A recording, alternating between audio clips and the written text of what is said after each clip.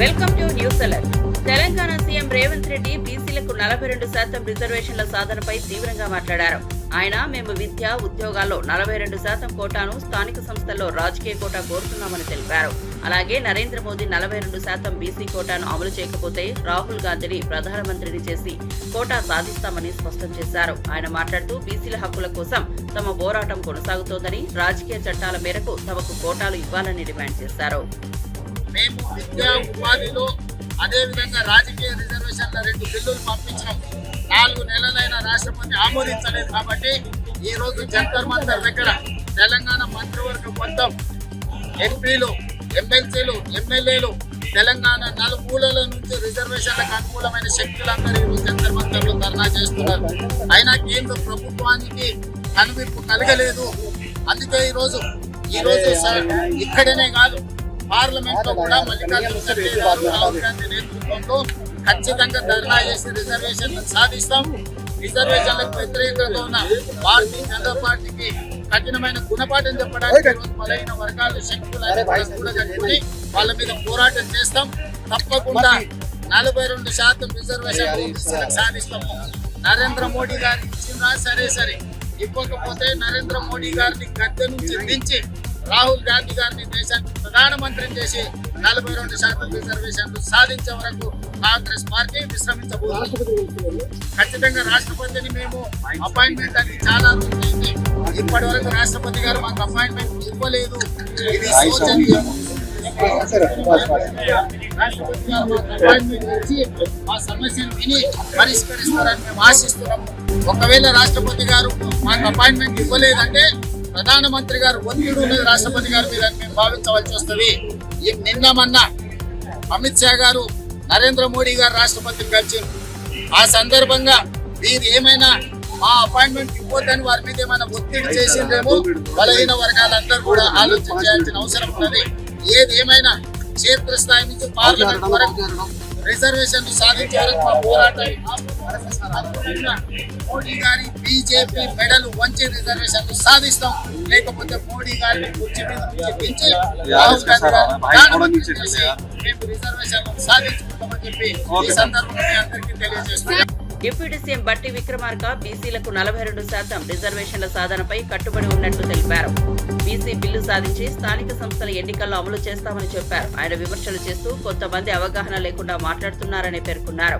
BC రిజర్వేషన్ల కోసం పోరాటం చేసే ముందు వారు ఈ విషయంపై జాగ్రత్తగా ఉండాలని సూచించారు. బీసీల హక్కుల సాధన కోసం పూర్తి కట్టుబడితో పనిచేయాలని స్పష్టం చేశారు.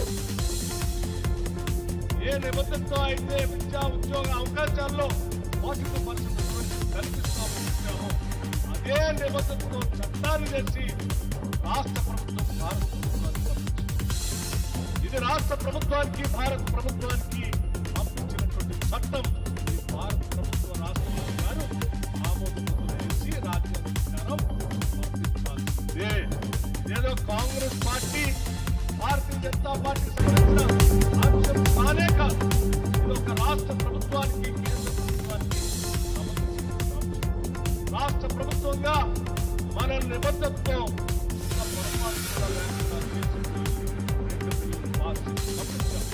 రెండు బిల్లులు పాస్ చేసి పంపించడం ఒకటే కాదు.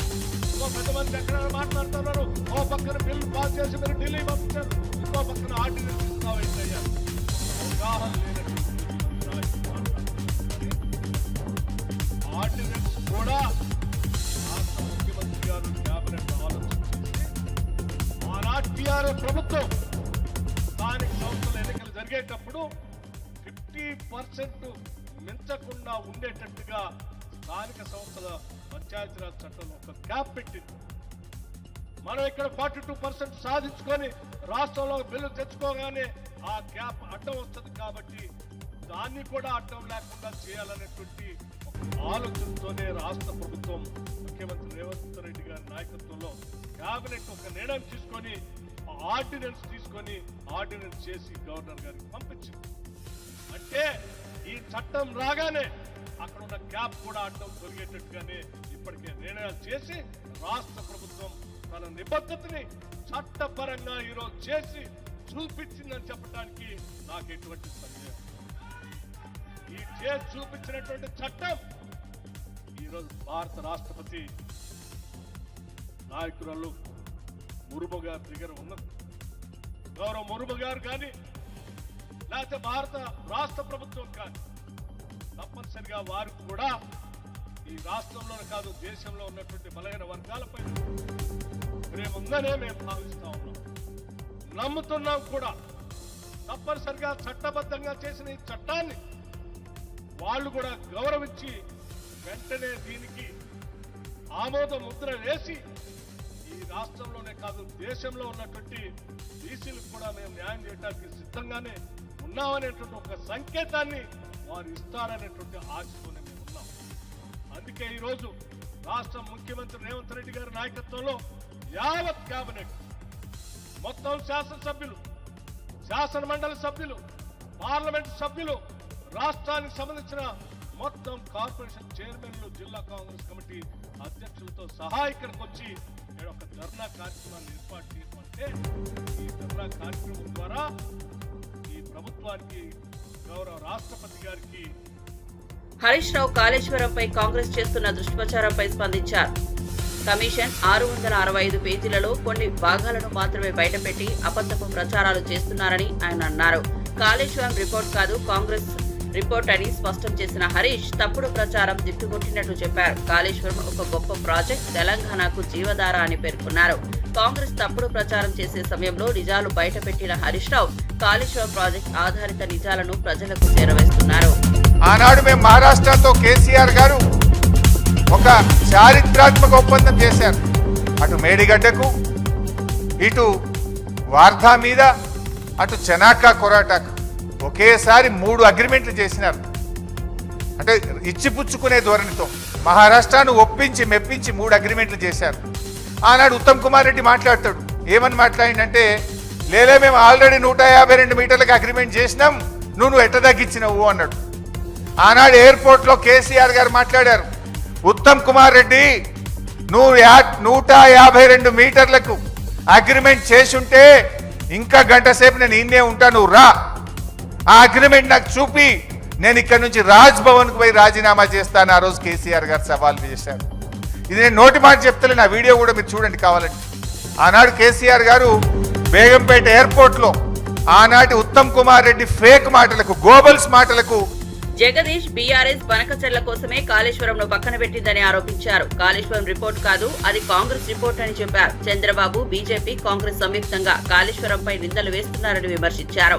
రిపోర్ట్ పైన ప్రచారం చేస్తున్నప్పుడు అసలైన విషయాలు ప్రజలకు అర్థం కావాలని చెప్పిన జగదీష్ కాళేశ్వరం ప్రాజెక్ట్ ప్రపంచంలోనే గొప్పదని తెలిపారు. ప్రజల మధ్య అనుమానాలను సృష్టించే ప్రతి కృషి తిప్పికొట్టే విధంగా కేసీఆర్ ప్రజాసేవ చేస్తున్నారని ఆయన పేర్కొన్నారు. వాస్తవానికి క్యాబినెట్ అంతా కూర్చొని హడావుడి చేసి ఒక ఆయన ఇంగ్లీష్ లో, ఒక ఆయన తెలుగులో, ఒక ఆయన ఇంకేదో భాషలో మాట్లాడిన చేసిన ఆరోపణల పర్వం ఏదైతే అది మొత్తం కూడా కాళేశ్వరం కమిషన్ రిపోర్ట్ కాదు, కాకరకాయ పోర్టు కాదు, కొత్తిమీర కట్ట కూడా కాదు. అది కేవలం కాంగ్రెస్ బీజేపీల ఆరోపణల చిట్టా.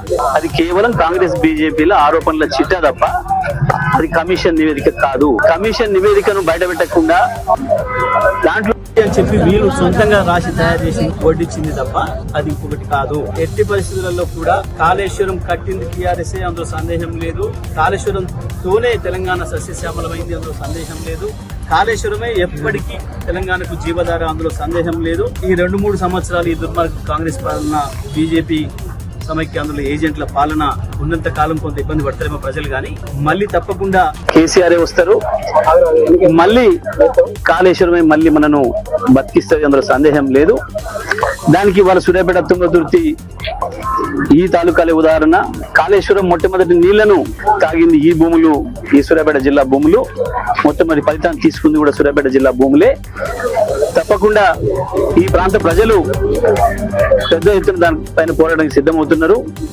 ఇది కేవలం ఏదో కేసీఆర్ బదనాం చేస్తామని చెప్పి గత 2 సంవత్సరాల కాలంగా ఏదైతే పైన మోడీ గారి ఆశీస్సులతోని, పక్కన చంద్రబాబు గారి డైరెక్షన్ లో బనకచెర్ల కొరకే ఏదైతే కాళేశ్వరాన్ని పండబెడుతున్నారో, తప్పకుండా ఈ కుట్రలన్నింటినీ కూడా బయట పెడతాం, చీల్చి చెండాడతాం. రేపు శాసనసభలో కూడా తప్పకుండా దీన్ని నిలదీస్తాం. కాళేశ్వరం మంచిగా ఉంది, మీరు అందరు చూసిండ్రు, స్వయంగా నేను దానిపై నిలబడి చూసి మాట్లాడి చెప్పొచ్చినా మేము చెప్పినాం, మేము ఛాలెంజ్ చేసినాం. మాకు కాళేశ్వరం కేసీఆర్ కి అప్పచెప్పండి, 4 రోజుల్లో మొత్తం ఇటు కింద చిన్న సీతారాం తండ్రి దాకా నీళ్ళు తీసుకొస్తాం, రావి చెరువు నింపి ఇటు మోతే చివరి దాకా తీసుకుపోతాం.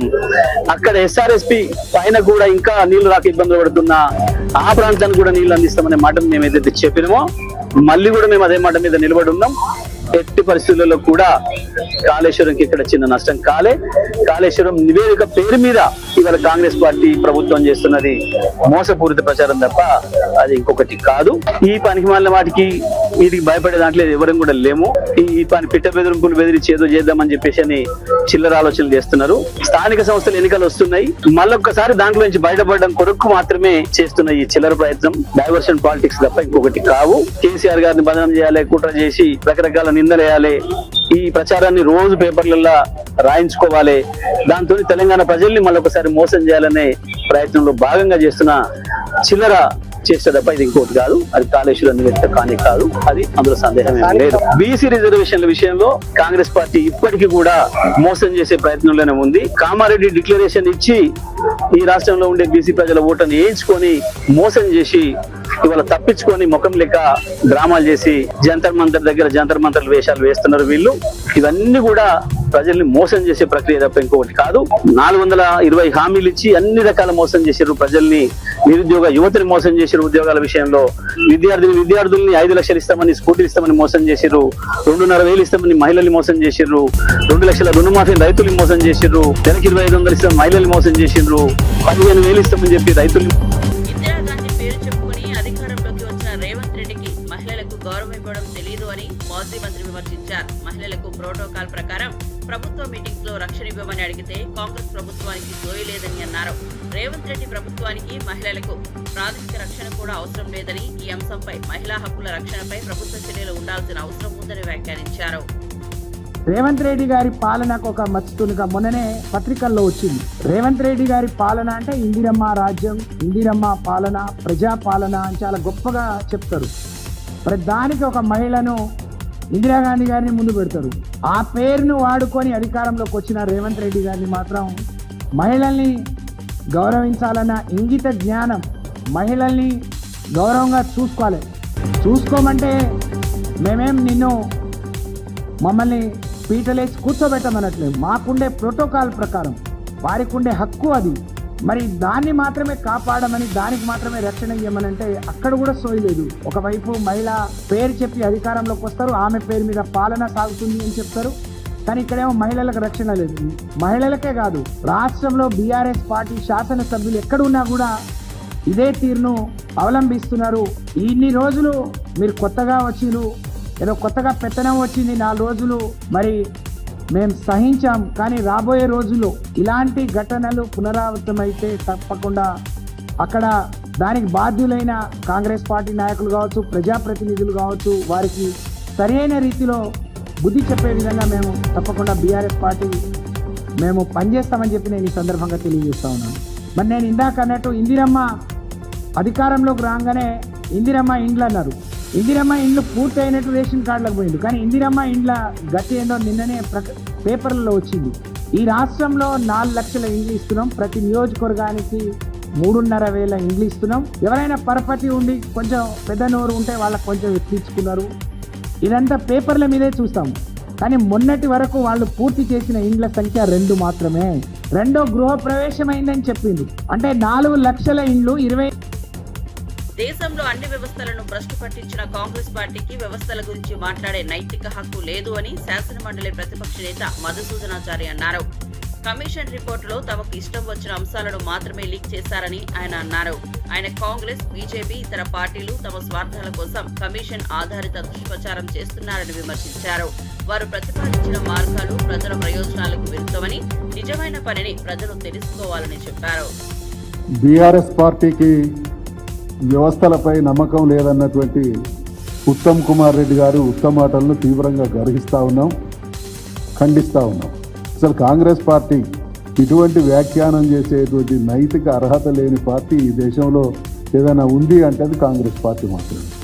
అవసరార్థం రంకు బొంకు మాటలు మాట్లాడడం, సమాజ హితాన్ని కాంక్షించి పనిచేయాల్సినటువంటి దానికి భిన్నంగా పనిచేయడం అనేది కాంగ్రెస్ పార్టీ నైజం. ఎంత అద్భుతమైనటువంటి పార్టీ బీఆర్ఎస్ పార్టీ, ఎంత నిబద్ధత, నిజాయితీ, ప్రజల పట్ల ప్రేమాభిమానాలు ఉన్నటువంటి పార్టీ బీఆర్ఎస్ పార్టీ. ఒక్కసారి తెలంగాణ ఉద్యమ ప్రస్థానాన్ని కనుక గమనిస్తే 2001 సంవత్సరంలో బీఆర్ఎస్ పార్టీ స్థాపించింది మొదలు 2014 వరకు తెలంగాణ సాధించేంత వరకు కూడా ఈ దేశంలో బీసీ రిజర్వేషన్ బిల్లును ఆపడం దారుణమని, బీసీల పట్ల బీజేపీకి చిత్తశుద్ధి లేదని మంత్రివర్యులు కోమటిరెడ్డి వెంకటరెడ్డి అన్నారు. బీసీ రిజర్వేషన్ సాధించేందుకు ఎప్పటికైనా కట్టుబడి ఉంటామని స్పష్టం చేశారు. బీసీల హక్కుల కోసం పోరాటం చేసే మార్గాలు అవసరమని ఆయన చెప్పారు. బీసీ రిజర్వేషన్ల సాధన కోసం చేపట్టిన పోరాటం నిలబడాలని, ప్రతిపక్షాలు తమ ప్రయోజనాలను త్యజించి ప్రజల ప్రయోజనాల్ని సాధించాలని అన్నారు. మేము క్యాబినెట్లో నిర్ణయం తీసుకొని అందరి శాసనసభ్యుల పార్లమెంట్ సభ్యుల మద్దతుతోని ఒక మంచి నిర్ణయం తీసుకొని ఇవాళ కేంద్రానికి గవర్నర్ గారు పంపిస్తే 42% వారి జనాభా ప్రకారం వారికి కావాల్సిన రిజర్వేషన్ల విషయంలో ఆపడం ఇంతకంటే ఘోరమైనది ఎక్కడ కూడా చూడలేని పరిస్థితి. ఈరోజు 1,00,000 మంది ఎనిమిదేటర్లు పెట్టి శాస్త్రీయంగా ఏ రాష్ట్రంలో చేయని విధంగా తొలి రాష్ట్రంగా ఇలా తెలంగాణ చరిత్రలో నిలిచిపోయింది. ఇక్కడ ఉన్న ఎన్డీఏ పాలకులు కానీ రాష్ట్రంలో ఉన్న బీజేపీ ఇక్కడ దాన్ని ఆపేస్తారు. అందుకనే మనము ఈరోజు అగ్రకులానికి చెందిన ముఖ్యమంత్రి అయినా మంత్రులున్నా అందరం కూడా ఉంది. ఈరోజు ఒక్కటే మాటపై ఉన్నాం, ఒక్కటే మాటపై కట్టుబడి బీసీలకు న్యాయం చేయాలి. బీసీలను వాళ్ళు వెనుకబడ్డ వాళ్ళు కాదు, వెనుక పడేసిన వాళ్ళు కాబట్టి న్యాయం చేయాలన్నదే లక్ష్యంగా పనిచేస్తామని మీ అందరు కూడా వచ్చిన వారికి మీ అందరికి కూడా ధన్యవాదాలు తెలియజేస్తూ మీ ఎమ్మడి మేము ఉంటాం, అందరం కలిసి న్యాయమైన కోరికను సాధిస్తున్నామని తెలియజేస్తున్నాం. బీసీ రిజర్వేషన్ అన్ని రాష్ట్రాల్లో అమలు చేయాలని మాజీ ఎంపీ వి హనుమంతరావు పేర్కొన్నారు. వెనుకబడిన వర్గాలకు చేయూత కల్పించేందుకు బీసీ రిజర్వేషన్ కీలకమైందని అన్నారు. కేవలం కొన్ని రాష్ట్రాల్లో మాత్రమే ఇది అమలు కావడం సరైంది కాదు అని ఆయన అభిప్రాయపడినట్లయితే అన్ని రాష్ట్రాల్లో బీసీ రిజర్వేషన్ అమలు చేయడమే సమర్థమైన మార్గమని చెప్పారు. ఢిల్లీలో అప్పుడే అంటున్నారు హనుమంతరావు సాబ్ इतना बड़ा मीटिंग लगा दिया बीसी का अंडे में, बोला बीसी के पास दम है, राहुल गांधी इसके पीछे है और हमारा रेवंत रेड्डी अमल करा, 42% रिजर्वेशन अमल करा. उसी वजह से ये देश भर में होना चाहिए. हिंदुस्तान हर स्टेट में ये कैशलेस सेंटर चलना, राहुल गांधी कन्याकुमारी से कश्मीर तक चलने के बाद नौजवानों की तकलीफ, बहनों की तकलीफ, किसानों की तकलीफ, अनएम्प्लॉयड का तकलीफ सुनने के बाद क्या बोला, we come to the power, will conduct cashless centre. उतना ही नहीं बोला जितना हिस्सेदारी उतनी भागीदारी बोला, जितना हिस्सेदारी उनको बराबर हक मिलना चाहिए बोला. तो इसी वजह से इतना अच्छा मीटिंग हो रहा. और मैं मेरे गुजारिश है మిత్రులారా, వెనుక చాలా మంది ఉన్నారు రాబాయ్, అందరు ముందుకు రాదే. మా మంత్రి గారు అడుగుతున్నాడు పొన్నం ప్రభాకర్ ఏమనుకుంటానా, మన వాళ్ళు అందరు వెనుకకుంటేట్లా, అందరు రండి ముందుకు రండి, ఆడ లేవడొద్దు రాబాయ్. అందరు ఎంపీలు వస్తున్నారు, ఎంపీలకు తెలవాలి, వాళ్ళ రాష్ట్రంలో పోయి చెప్పాలి ఏమని, అరే తెలంగాణ में जोरदार हुआ मीटिंग, तो इसी वजह से अपने पास भी लगाने की बात होती. అందుకొచ్చి అందరూ వెనుకకున్న వాళ్ళందరూ, ఈ బ్యాక్ సైడ్ ఉన్న వాళ్ళందరూ కూడా ఏది ఆ క్యాంటీన్ దగ్గర ఉన్న తినేటోళ్ళు కానీ చా తాగేటోళ్ళు కానీ అందరు ముందుకు రావాలి. యావత్ భారతదేశంలో ఉన్న అన్ని ఎంపీలు వస్తున్నారు. ముఖ్యంగా సెక్యులర్ సిద్ధాంతాన్ని నమ్ముతున్నటువంటి ఇండియా కూటమి పార్లమెంట్ మెంబర్స్ వస్తున్నారు. కాబట్టి మన సంఖ్య ఎంతో చూస్తే వాళ్ళు మహారాష్ట్రలో పోయి, వాళ్ళు గుజరాత్ లో పోయి, వాళ్ళు మధ్యప్రదేశ్ లో పోయి బీసీ బిడ్డలు అడుక్కోవాలా, బీజేపీకి సిగ్గుందా అని ఎమ్మెల్సీ విజయశాంతి ప్రశ్నించారు. బీసీ రిజర్వేషన్ పై తాము ఎప్పటికైనా పోరాటం చేస్తామని తెలిపారు. బీసీ రిజర్వేషన్ల సాధన కోసం ఆమె మరియు ఇతర పార్టీ నాయకులు ఏ ప్రతిపక్షం ద్వారా పోరాటం చేస్తున్నారో అర్థం చేసుకోవాలన్నారు. బీసీ రిజర్వేషన్లపై ప్రత్యేక స్థితిని ప్రయోగించడమే ప్రజలపై జరుగుతున్న అన్యాయాలను అడ్డుకోవడమేనని విజయశాంతి అన్నారు. భారతదేశంలో అత్యధిక జనాభా దాంట్లో అత్యధికంగా ఉన్నది మన బీసీ బిడ్డలే. అలాంటి బీసీ బిడ్డలు ఇవాళ నడి రోడ్డు మీదకి వచ్చి మా 42% బీసీ రిజర్వేషన్ చెయ్యండి అని మోడీ గారిని అడుగుతున్నారు. బీజేపీకి సిగ్గుందా అని అడుగుతున్నాను. బీసీ బిడ్డలంటే అడుక్కోవాలా? ఇవ్వరా? న్యాయం చేయరా? అంటే మా శ్రమని దోచుకుంటారు, మా ఓట్లు గుంజుకుంటారు. కానీ పార్లమెంట్ లో బీసీ బిల్లు పెట్టి పాస్ చేయమంటే వెనకడుగు వేస్తారు. అయినా మేము విడిచిపెట్టాం. కాంగ్రెస్ ముందడుగు వేసింది, సాధించే వరకు విడిచిపెట్టే ప్రసక్తి లేదు. బీసీ బిడ్డలారా, తెలంగాణ ఉద్యమం అనేక కష్టాలు నష్టాలు పోరాటాలు చేశాం. ఫైనల్ గా సోనియా అమ్మ మనకి తెలంగాణ ఇచ్చింది, సాధించుకున్నాం. అదే విధంగా బీసీకి కూడా 42% రిజర్వేషన్ కూడా డెఫినెట్ గా సాధిస్తాం. వదిలిపెట్టే ప్రసక్తి లేదు. ఇవాళ నిజంగా బీసీ బిడ్డల గురించి చెప్పాలంటే చాలా తక్కువే, ఎంత చెప్పినా తక్కువే. మన భారతదేశం అభివృద్ధి చెందిందంటే దాంట్లో బీసీ బిడ్డలు పెద్ద పాత్ర పోషించారు. వాళ్ళ సాక్రిఫైస్, వాళ్ళ శ్రమ, వాళ్ళ కమిట్మెంట్, వాళ్ళ త్యాగాలు ఈ భారతదేశానికి ఇచ్చింది. చేతి వృత్తుల కోసం ఎంతో కష్టపడ్డారు. చేతి వృత్తులు చేసుకుని ఎంతో సంతోషంగా బతికేవారు. బీసీలకు 42% రిజర్వేషన్లు, ముస్లింలకు 10% రిజర్వేషన్లు ఎందుకు అని గోషామహల్ ఎమ్మెల్యే రాజాసింగ్ ప్రశ్నించారు. బీసీల రిజర్వేషన్లు సాధించేందుకు ఢిల్లీకి వెళ్లిన కాంగ్రెస్ కు ధన్యవాదాలు అని ఆయన అన్నారు. ముస్లింలకు బీసీ కోటాలో రిజర్వేషన్లు ఇవ్వడం సరైంది కాదని స్పష్టం చేశారు. ముస్లింలకు ప్రత్యేక రిజర్వేషన్లు ఉండగా మళ్లీ బీసీ కోటాలో 10% ఎందుకు అని ఆయన ప్రశ్నించారు. కాంగ్రెస్ నాయకులు మరియు ముఖ్యమంత్రి గారు ఢిల్లీలో జంతర్ మంతర్ ధర్నా చౌక్ లో బీసీ రిజర్వేషన్ గురించి ధర్నా చేస్తున్నారు. బీసీలకి 42% రిజర్వేషన్ కేంద్రం ఎట్టి పరిస్థితుల్లో ఇవ్వాలని వాళ్ళు ధర్నా చేస్తున్నారు. నేను కాంగ్రెస్ వాళ్ళకి ధన్యవాదం చెప్తున్నా. మా గురించి మీరు ఫైట్ చేస్తున్నారు, బీసీల గురించి ఫైట్ చేస్తున్నారు.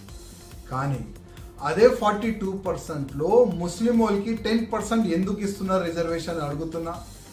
ముస్లిం వాళ్ళు బీసీయా? ముస్లిం అంటే మైనారిటీ కదా. ఆల్రెడీ తెలంగాణలో మైనారిటీకి చాలా బెనిఫిట్ ఇస్తున్నారు కదా, మైనారిటీ రిజర్వేషన్ కూడా ఉన్నది కదా. మళ్ళా మా బీసీ కోటాలో వాళ్ళకి 10% ఎందుకు ఇవాళ మేము అడుగుతున్నాం.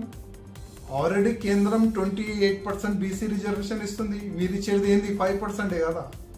మళ్ళా ఈ షోపుటప్ ఈ యుద్ధం ఎందుకు మా బీసీ కోటాలో 10% ముస్లిం వాళ్ళకి ఇస్తున్నారు మీరు. ఇవాళ బండి సంజయ్ గారు ఒక స్టేట్మెంట్ చూస్తున్నా. మీరు వాస్తవం బీసీల గురించే మీరు ఫైట్ చేయండి. 42% మేము బీసీలకి ఇస్తాము, 10% ముస్లిం వాళ్ళకి ఇయ్యమని మీరు ఫైట్ చేస్తే మేము కూడా సహకారం చేస్తాం కదా అని ఒక కేంద్ర మంత్రి, చిన్న వ్యక్తి కాదు, ఒక కేంద్ర మంత్రి అన్నాడు కదా. మీరు వన్ సైడ్గా బీసీల గురించి ఫైట్ చేయండి, మేము కూడా సహకారం చేస్తామని కేంద్ర మంత్రి అన్నాడు కదా. మీరు డిక్లరేషన్ చేయండి. ఢిల్లీలో ఇవాళ నేషనల్ మీడియా, మన తెలంగాణ మీడియా కూడా ఉన్నది కదా. మేము ముస్లిం వాళ్ళకి 10% రిజర్వేషన్ బీసీ కోటా నుంచి ఇయ్యము, టోటల్ 42% బీసీలకి ఇస్తామని ఒక స్టేట్మెంట్ ఇవ్వండి. అప్పుడు మేము కూడా ఇమీడియట్గా మేము కూడా ఢిల్లీ వస్తాం, మీ ఎంబడే మేము కూడా ధర్నా చౌక్లో కూర్చుంటాం. కానీ మా 42% అంటే 42% బీసీలకి రిజర్వేషన్ ఇస్తానని మీరు డిక్లరేషన్ చేసిన తర్వాత చాలా హ్యాపీ ఫీల్ అయినారు అందరు బీసీ వాళ్ళు. కానీ దాంట్లోనే 10% ముస్లిం వాళ్ళకి ఇస్తారని మీరు డిక్లరేషన్ చేస్తారు కదా, అది తప్పు పని చేస్తారు. మా రేవంత్ రెడ్డి ముఖ్యమంత్రి గారికి రిక్వెస్ట్ చేస్తున్నా, మా బీసీ కోటా 42% మీరు ఇస్తున్నారు కదా, మంచిదే, ఫైట్ చేయండి దాని గురించి. కానీ దాంట్లోకి 10% ముస్లిం వాళ్ళకి ఇస్తున్నాడు, అది మేము ఎట్టి పరిస్థితుల్లో యాక్సెప్ట్ చేయము. మీరు మా బీసీల గురించి ఫైట్ చేయడానికి ఢిల్లీ పోయినారా, లేక ఆ ముస్లిం వాళ్ళకి 10% బీసీ రిజర్వేషన్ ఇస్తాం దాని గురించి మీరు ఫైట్ చేస్తున్నారా? దాన్ని కూడా మీరు డిక్లరేషన్ చేయండి, క్లారిటీ ఇవ్వండి. జనాలు మా బీసీలు కొద్దిగా అయోమయంలో ఉన్నారు. అసలు ఈ బీసీ రిజర్వేషన్ దేని గురించి చేస్తున్నారు, దేని గురించి ఫైట్ చేస్తున్నారు, కొద్ది అది డిక్లరేషన్ చేస్తే చాలా బాగుంటుందని మా రేవంత్ రెడ్డి గారికి నా ఒక నివేదిక. నేను ప్రమోట్ చేసింది గేమింగ్ యాప్స్ కాదు, లీగల్ యాప్స్ మాత్రమేనని స్టార్ హీరో విజయ్ దేవరకొండ చెప్పారు. ఈడీకి అన్ని వివరాలు ఇచ్చానని ఆయన స్పష్టం చేశారు. నాకు ప్రమోట్ చేసిన యాప్స్ బెట్టింగ్ యాప్స్ కాదని అన్నారు. మీడియా మరియు ప్రజలు సరైన సమాచారం ఆధారంగా నిర్ణయాలు తీసుకోవాలని ఆయన సూచించారు. ప్రింట్ మీడియా, ఎలక్ట్రానిక్ ప్రింట్, ముందుగా మీ అందరిని ఒక అడుగుతా, అది నా గురించి మీరు చేయాలి. ఇప్పుడు మీ ఛానళ్ళల్లో హెడ్లైన్స్ స్క్రోలింగ్లో ఇల్లీగల్ బెట్టింగ్ యాప్స్లో నాకు పిలిచారని స్క్రోలింగ్ నడుస్తుంటుంది, హెడ్లైన్స్ నడుస్తుంటుంది నాకు తెలుసు. కానీ ఫస్ట్ దాన్ని గేమింగ్ యాప్స్ క్లారిఫికేషన్ గురించి విజయ్ దేవరకొండ అని పిలిచారు అని ఫస్ట్ ఆ హెడ్లైన్ మీరు నా గురించి మార్చాలి. ఎందుకంటే బెట్టింగ్ యాప్స్ ఇన్వెస్టిగేషన్ తప్పకుండా నడుస్తుంది. కానీ మనని పిలిచింది వాళ్ళకు కూడా తెలియదు మన పేరు ఎందుకు వచ్చిందో.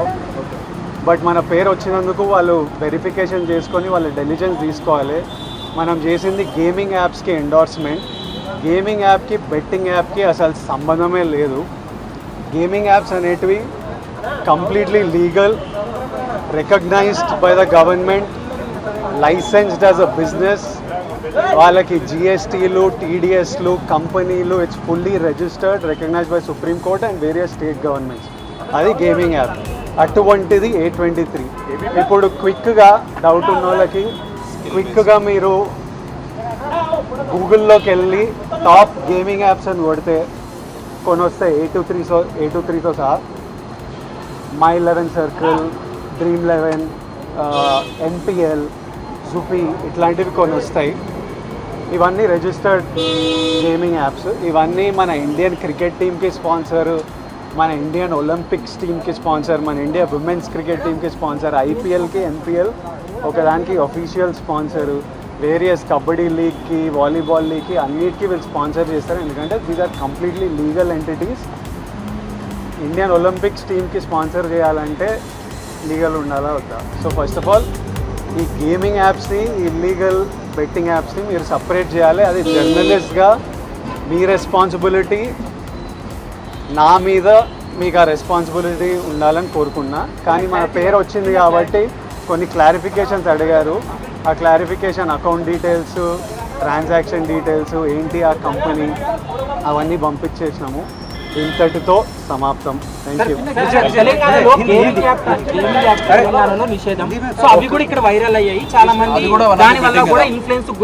ఇప్పుడు legal apps geo location lock ఉంటుంది.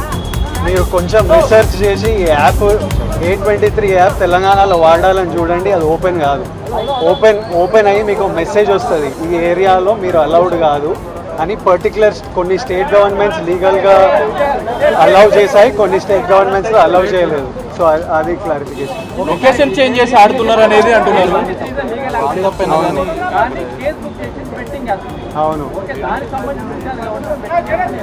అవును. Thank you.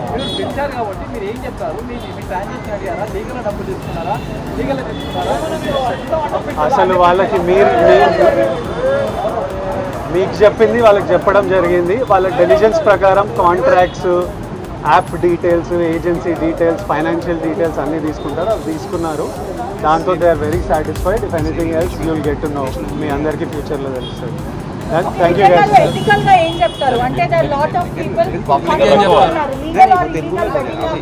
ఇప్పుడు మన దాంట్లో రైటో రాంగో మన దేశంలో డిసైడ్ చేయడానికి సుప్రీంకోర్టు ఉంది, స్టేట్ గవర్నమెంట్లు ఉన్నాయి. వాళ్ళు ఓకే అంటే మనకు డిస్కషన్ ఉండకూడదు. So I think they are the bodies to decide what is right and what is wrong. Thank you.